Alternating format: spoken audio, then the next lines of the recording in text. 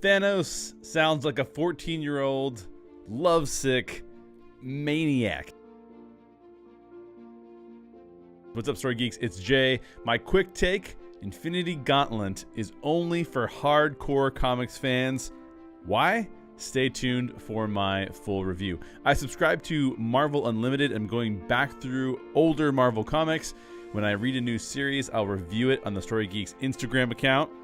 And in our Facebook group, if you're looking for classic comics to read, at least you'll have my take on whether or not they're worth picking up. Today's review, the 6-part series, Infinity Gauntlet. And I'm reviewing this because obviously some of what we're seeing in the MCU now is based partially off some of these kinds of stories, Infinity Gauntlet being one of them. I'll also be doing a plot, character, and premise breakdown. You can access that for free on our main podcast feed.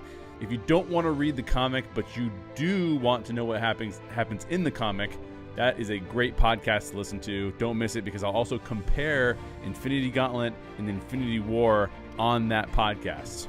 To keep up with everything we're doing, head over to thestorygeeks.com and be sure to check out that premium content while you're there. Should you read Infinity Gauntlet? Here's what I think.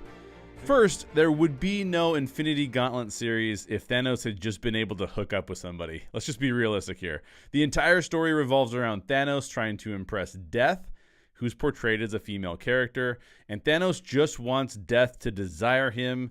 He wants to be respected by Death, who doesn't really seem to respect him at all. And it's pretty obvious why, because the dude is super desperate and crazy immature. Now, I'm reading some other series around this series as well. He doesn't seem quite as bad in those other series. He's really bad in Infinity Gauntlet. He's like almost like obsessive about this. This is a very different Thanos than we see in Infinity War. That Thanos has some perverted views on life, but it's easier for us to understand that motivation, the motivation Thanos has in Infinity War, even if it's flawed. This obsessive, creepy Thanos gets a very little sympathy from me. How does Thanos try to impress Death? Well, you guessed it. He does what he's famous for. He uses the Infinity Gauntlet to send half the population of the universe into the Soul Gem, basically killing them, essentially killing their physical bodies. Infinity Gauntlet overall as a story is weird. It's weird. So here are some things that I liked about Infinity Gauntlet. It has some interesting philosophical and theological musings, major concepts like the aforementioned death, eternity, time, chaos and order, love and hate, and more, really. There's a ton of them. They're all embodied as characters who actually show up and have things to do, which is a really intriguing concept. I dig the way Doctor Strange and the Silver Surfer are used, and some of the interactions around the Soul Gem are really intriguing as it relates to Endgame. I'll talk about that some more in my story breakdown. That'll be on the podcast feed. I don't know much about Adam Warlock, but his return here is really cool.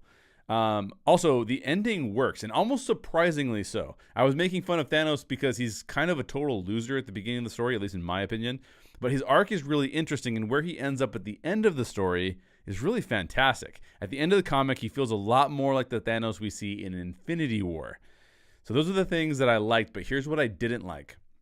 Thanos' motivation at the beginning of the story does not work for me. It feels like it needs a lot more setup, and I understand that it is set up in some of the other comics.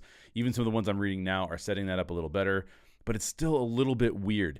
Thanos is like this freshman nerd who has a crush on the senior head cheerleader. It's very strange. If you want to explore infatuation in a more mature way, I would check out seasons 1 and 3 of Netflix Daredevil series. The relationship between Kingpin and Vanessa is a far more complex and interesting way to look at infatuation. That story handles that, I think, a little bit better. This particular 6-part series, I think, handles it very, very strange. Several of the subplot points feel like filler as opposed to anything worth exploring. They literally just give the heroes something else to do while Thanos tries to woo Death. And several subplots are abandoned altogether with no resolution at all, at least not in this series. So they set something up that it never even touches again. And I know that happens in comics, but it's weird. This isn't a story about the Avengers, so don't go in expecting that you're going to get a bunch of Avengers. Do they show up? Yeah. But this is a story about Thanos and Adam Warlock. Those are the two main characters. The Avengers are just fodder for Thanos to showcase his power. They don't even pose a real threat to him. The philosophical, theological, and even scientific musings are interesting.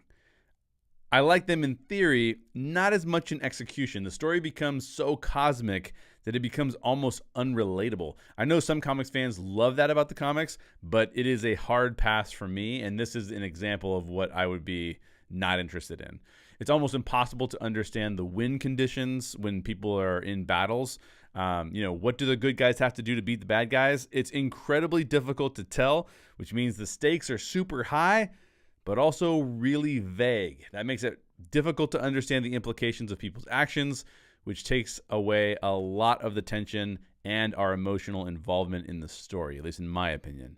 There are also way too many characters here. It's done to show that the whole universe needs to deal with this godlike Thanos, but it's far too confusing and unnecessary.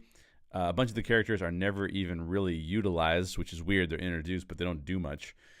There's a big twist at the end, and that twist is very odd. It's also interesting, though in my opinion, it does subvert the central conflict too much.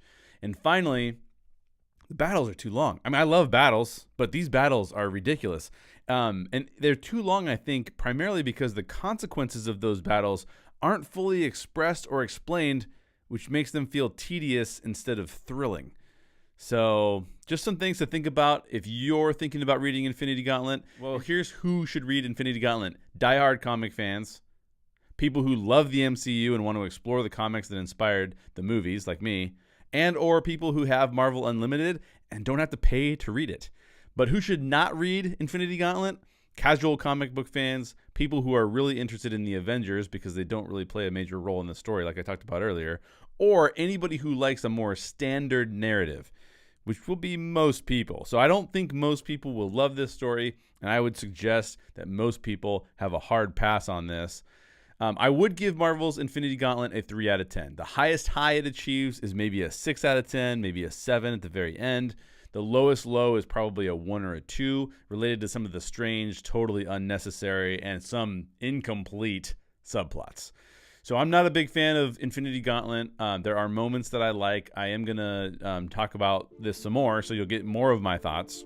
But those are my thoughts. I'd love to hear your thoughts on Infinity Gauntlet. Comment and let us know what you think. For a complete story breakdown, I mean, there'll be all kind of spoilers in my story breakdown, including a comparison to Infinity War from the MCU. Check out the Story Geeks podcast feed, which is available wherever you listen to podcasts. That's free to everyone. For more info on all of our shows, head over to thestorygeeks.com. Thanks for listening and watching. Question everything in your favorite geek stories, and always seek the truth. Bye.